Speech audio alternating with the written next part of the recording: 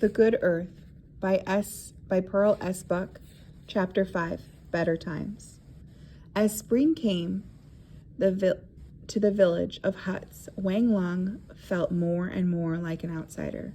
Most of the ragged men had nothing but what they got each day, and Wang Long owned land, and his land was waiting for him. He belonged to the land, and he would not be happy until he got back to it. These ragged men in the huts talked always of money. They discussed what they had paid for a foot of cloth or a small fish. They talked of what they would earn each day. Every day, the talk ended with what they would do if they had more money. They talked about how much they would eat and sleep. They talked about how they would gamble in the great tea shops. And they talked about how they would never work again. Then Wang Long cried out suddenly, "If I had money, I would buy good land with it. I would bring forth harvests from the land." They said, "Here is a pigtailed man from the country who knows nothing about the city. He would keep on working like a slave behind an ox." They thought they were better than Wang Long because they would know better how to spend money. But this did not change Wang Long's mind. Each day, he grew more impatient to get back to his land. Then Wang Long saw something new, and he did not understand. As he was pulling his rickshaw looking for customers, he saw a man seized by a soldier. When the man protested, the soldiers held knives to his face. Wang Long saw many men taken in this way. He realized that they were all common men who worked with their hands. He hid his rickshaw in an alley and darted into a nearby shop. He asked the old shopkeeper what was happening. "A war is going on somewhere. Who knows what the fighting's for? But the soldiers need men to carry their guns, ammunition, and other supplies. So they force laborers like you to do it. The only pay is a little bit of food each day. You may go home when the soldiers get where they are going, if your 2 legs can carry you," said the old man. "But a man's family," said Wang Long, shocked. "What do they care about that?" said the old man. "Now get down, here they come again." And Wang Long hid as the soldiers clattered down the street. When they were gone, Wang Long ran to his hut, pulling his rickshaw behind him. He told Olan what had happened. As he spoke, he felt a great fear of being dragged to the battlefields, leaving his family alone to starve, and he pictured himself dying on the battlefield, never again to see his own land. "Now I am truly tempted to sell the girl and go north to the land," he said. Olan answered, "Wait a few days. There is strange talk going around."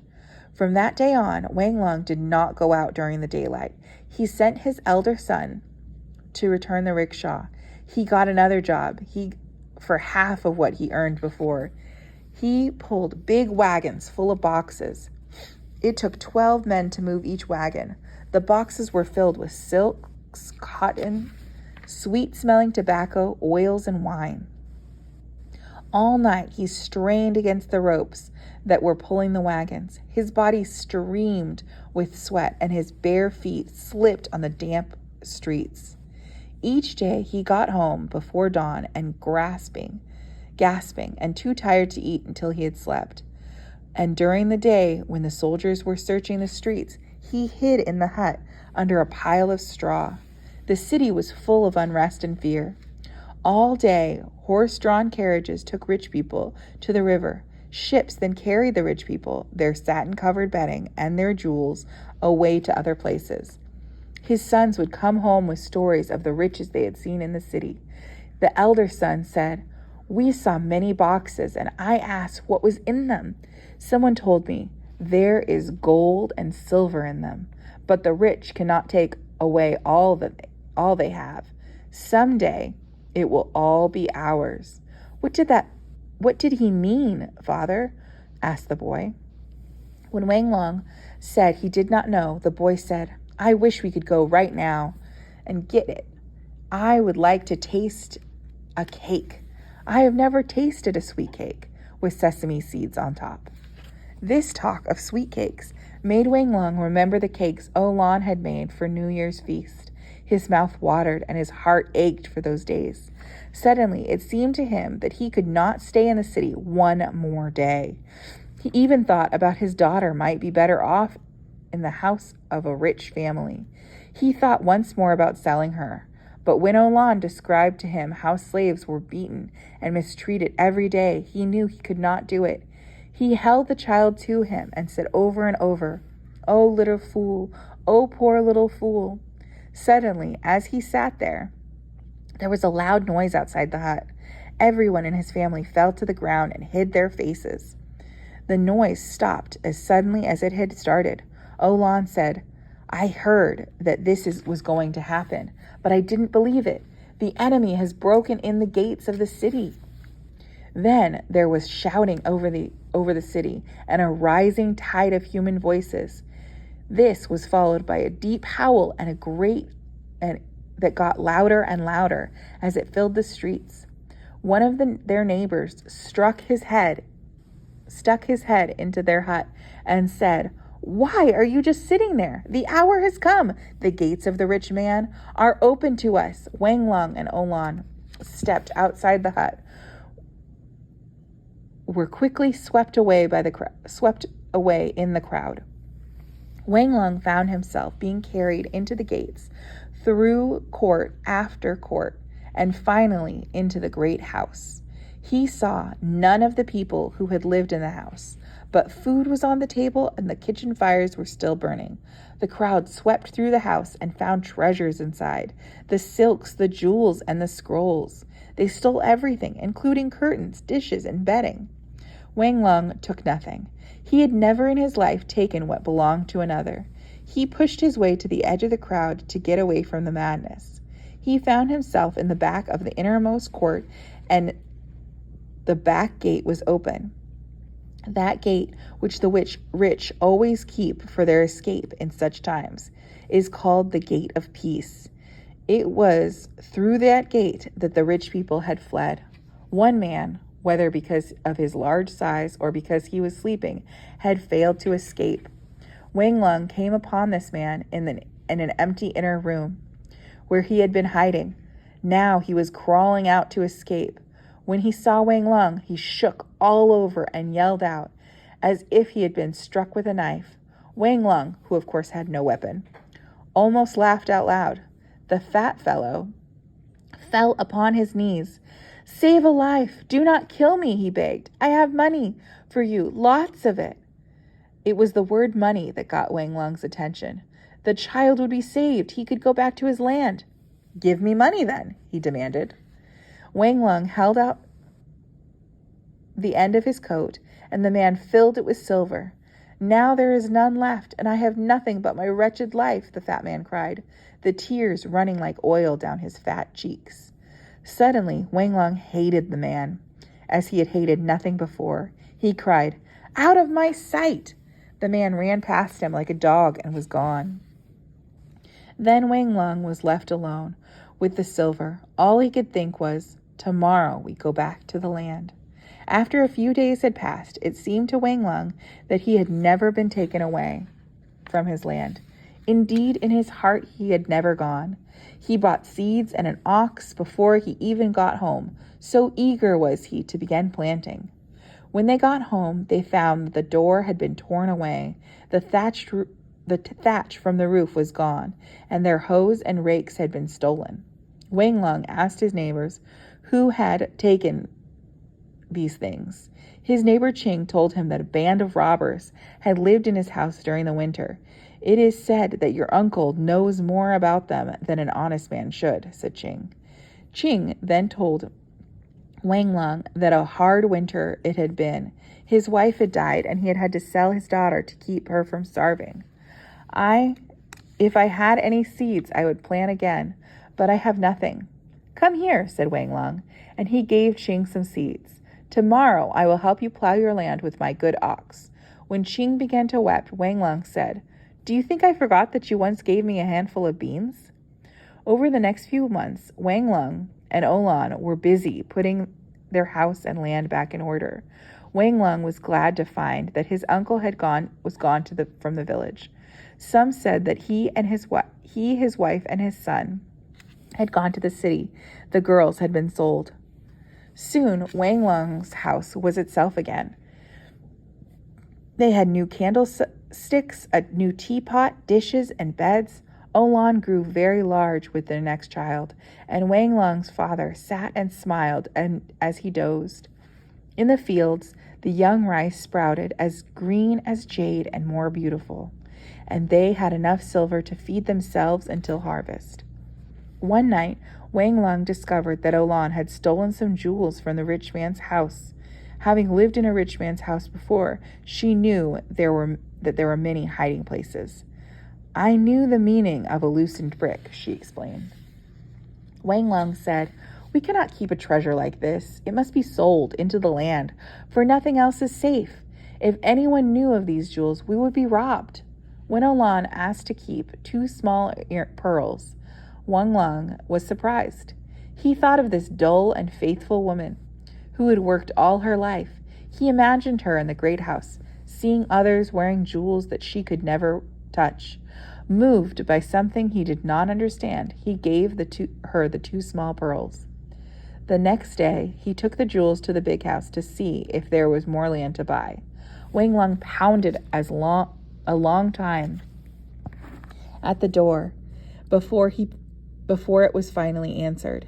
There was only one servant, a woman named Kukua, left in the house. Wang Lung did not want to do business with a woman, but she told him that she and the old lord were the only ones there. She explained that bandits had come into the house. The old mistress, weak and sick with all of the opium she had used, had died of fright. Some of the servants had run away. Others had been taken by the bandits. Kukua told Wang Lung that all the land except for the family burial ground was for sale. There were over 300 acres. That same day, Wang Lung traded the glittering jewels for that land. The Good Earth, Pearl S. Buck, Chapter 6, Wang Lung and Lotus. Now, Wang Lung had more land than one man could take care of.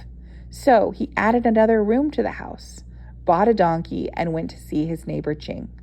"Sell me your piece of land and leave your lonely house. Come into my house and help me with my land," he said. Ching was glad to do this. Wang Lung began to teach his sons how to work in the fields, and they helped him every day.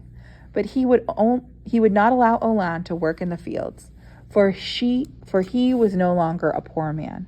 That year, he had to build yet another room onto his house to store his harvests. Olan worked in the house, making new clothes and shoes for everybody in the house. She made new coverings and flowered cloth for the beds.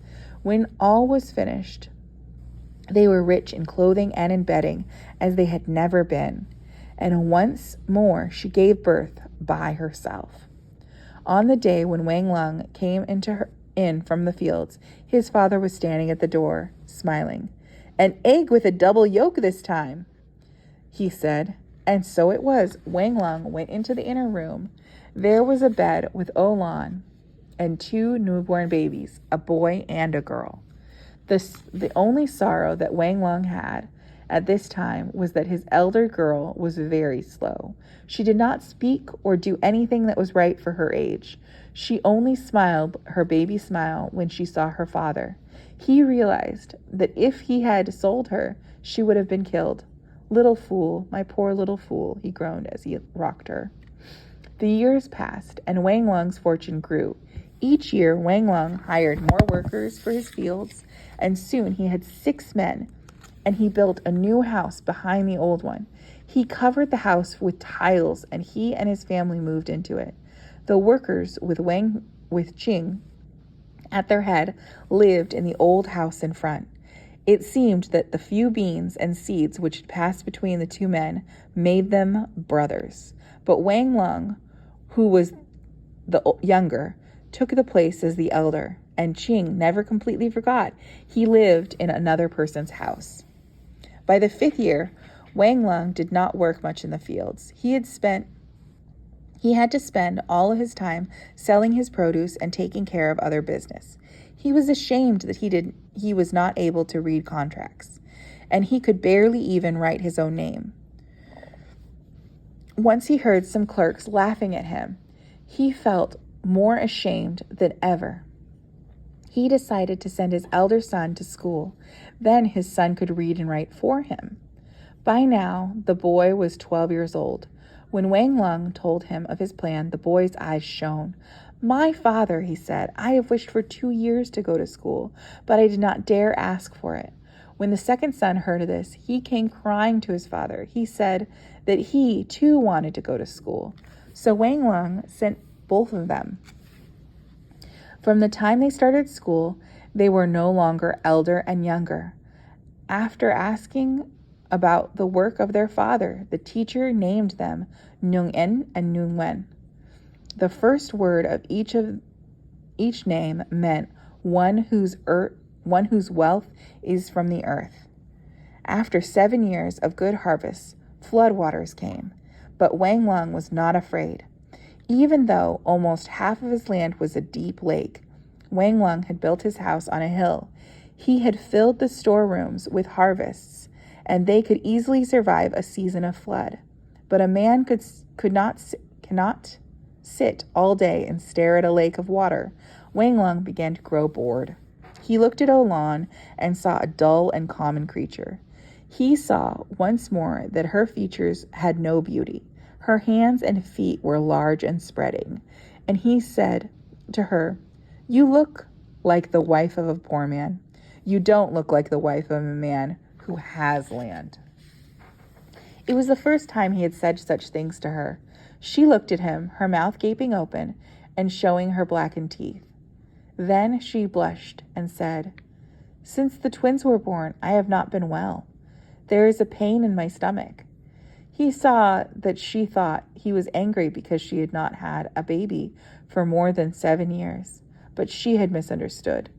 "Can't you buy a little oil for your hair and those feet of yours?" He stopped. It seemed to him that the worst thing about her were those big feet. At last, she said in a whisper, "My mother did not bind them, since I was being sold so young, but I will bind the younger girl's feet." Wang Lung left the house because he was ashamed that he was angry with her. He walked to the town, thinking of Olan on the way. He remembered that he could not have bought all this land without the jewels Olan had given him. When he got to town, he was feeling restless. As he looked for something to do, he remembered there was a new tea shop had opened. He had passed by it before, filled with horror at the thought of how money was spent there. Men gambled and spent money on evil women. But now, wishing to escape his guilt, he went in. At first, he did not speak at all. He just bought his tea and drank it. Looked around with wonder. The shop was a great hall, and the ceiling was decorated with gold. On the walls were pictures of women. Wang Lung thought that they were the women of dreams. He had never seen any like them on earth. The first day, he looked at the pictures, drank his tea quickly, and left. But the floodwaters held on his land, and he kept going back to the tea shop. One evening, a woman tapped him on the shoulder. He turned around and saw that it was Cuckoo, the woman who had sold him the Huang land. She told him that he could meet any of the women in the pictures. "Put silver in my hand, and I will place the one you choose before you." Wang Lung looked at the pictures with a new interest. Up the stairway then, in the rooms above him, were these women. He looked at every painted face closely. He finally chose the one he thought was the most beautiful. But he said nothing to Cuckoo. He was too ashamed. He paid for his tea and went out quickly. If the floodwaters had gone down, or if a child had fallen ill, Wang Lung would have had something to do. He might never have gone back to the tea shop. But in his own house, Wang Lung was bored and restless. One evening, he put on his good coat that Olan had made for feast days. Without a word, he left the house and went to a tea shop. He was greeted by Cuckoo, whose job it was to get some customers for the women. When he told Cuckoo what he wanted, she took his silver and led him upstairs. There sat a slender girl. Wang Lung could not believe how beautiful she was. Her hands were small, and her long nails were stained the color of lotus buds, deep and rosy. Her little feet were in pink satin shoes, and no longer than a man's middle finger. Her figure was slender as bamboo. She had a small pointed face and round eyes the shape of apricots. When she put her small hand on his arm, he began to tremble. Wang Lung became sick with love for Lotus, as the girl was called. Every day he went to the tea shop, and he could not be with her enough. He was like a dying man of thirst who drinks salt water. Though it is water, it only makes you more thirsty. All that summer, Wang Lung was in love with Lotus and could think of nothing else. He could not even look at Olan, the children, or his father. As the days passed, he did what he could to please Lotus. When she laughed at his braid, he cut it off. When Olan saw what he had done, she said, "You have cut off your life." He began to bathe every single day, using sweet-smelling soaps. He stopped eating garlic, although he had always loved it. He was afraid the smell would offend Lotus. He had new clothes made, and he kept these clothes at the tea shop. He was ashamed to wear them in front of Olan and the children. He began to spend a lot of money on Lotus, giving her gold pins and other gifts. One day he stood before Olan and said, "Where are those pearls you had?" Looking up from the edge of the pool where she was washing clothes, Olan said, "I have them. I might have them made into earrings for our younger daughter when she is wed." "Why should she wear pearls? Pearls are for pretty women. Give them to me." Then, slowly, Olan reached inside her clothes and pulled out a small package. She gave it to him and watched as he unwrapped it. The pearls lay in his hands and caught the light of the sun, and he laughed. But Olan returned to beating of his clothes. When her tears dropped slowly and heavily from her eyes, she did not wipe them away. She only kept beating the wooden stick on the clothes and spread over the stone.